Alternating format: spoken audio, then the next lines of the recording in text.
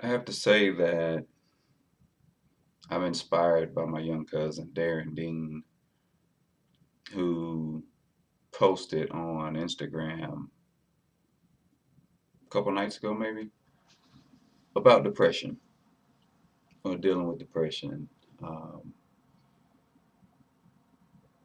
and being one who has suffered depression, from time to time and whatnot. It kind of inspired me, it encouraged me that ultimately everything is going to be fine and everything is fine. And I've mentioned depression before in some of my posts, talked a bit about it, but there is a thought that comes to mind today concerning depression and my own personal experience. I mean, I can only speak for myself, can't really speak for anybody else. But one thing that I know in my experience is that God has always met me at the edge. Right there when I feel I'm going to break down, lose my mind, or just give up on it altogether. Um, he meets me there and he sits me down and we have conversation. He fills my heart and my mind with all the things that I'm missing while I'm focusing on my situation. And the image that I have right now that came to mind maybe 10 minutes ago is I imagine myself being a citizen or a member of a village,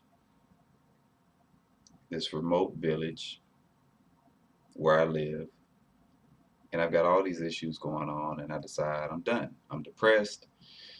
Life sucks. It's not going to get any better, so I'm going to go up the mountain and jump. I think that's how I'm going to handle it. I'm going to end it all, go up the mountain and jump. And while I'm walking up the mountain, I'm just constantly focused on my village and all of my problems, all of my trouble that exists there in that place. That consumes my mind, it consumes my sight, my vision. Everything is about the drama, the issues, the negative things that are happening in my life. And I continue up the mountain. And once I get to the top, to the point where I'm ready to jump, I look up and I see all this land, all of these things I've never seen before. And that's where God meets me. And he sits me down and we talk. And he tells me to look back at my village, which at this point, being so high up, it's tiny, it's small. And he says, now compare that to the rest of my creation. And I look off in the distance, I see wilderness, I see other mountain ranges, I see bodies of water, I see beauty. I see a world that I have yet to explore, yet to see, yet to enjoy. And then I look back at my village and I think to myself, that is nothing compared to the potential goodness and greatness of life in general. The world is huge, and on the mountaintop, my mind is opened. I'm no longer focused on just the one bad thing or the two or three bad things in my life. I'm actually able to see hundreds, thousands, millions of greater things waiting for me to explore, waiting for me to partake. Um,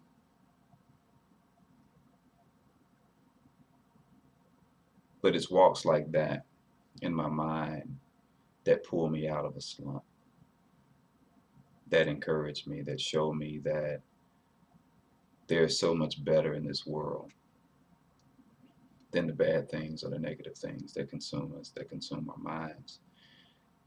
And, speaking of depression, it's a tough thing to overcome.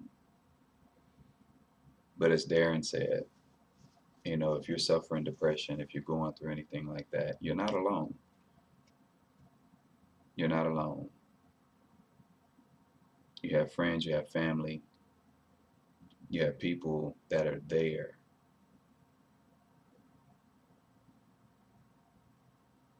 that could possibly help you through that.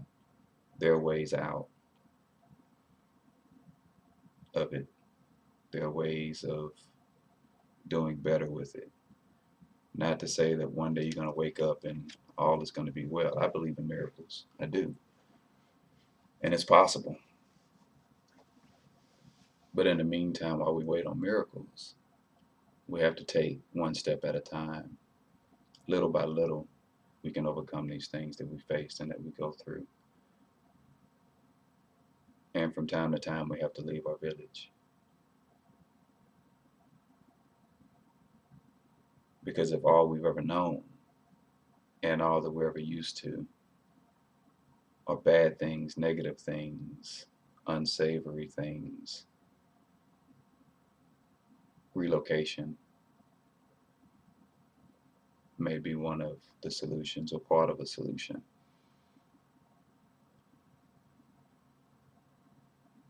I think we all deserve mountaintop days, opportunities to break free from the normal things that we deal with on a daily basis and just take time to see beyond ourselves, beyond our problems, beyond our issues. And if you need help with that, reach out to somebody. Let somebody know.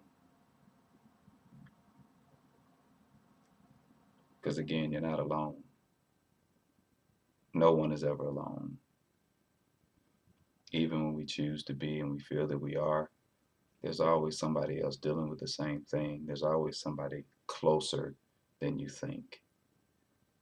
And God is always there.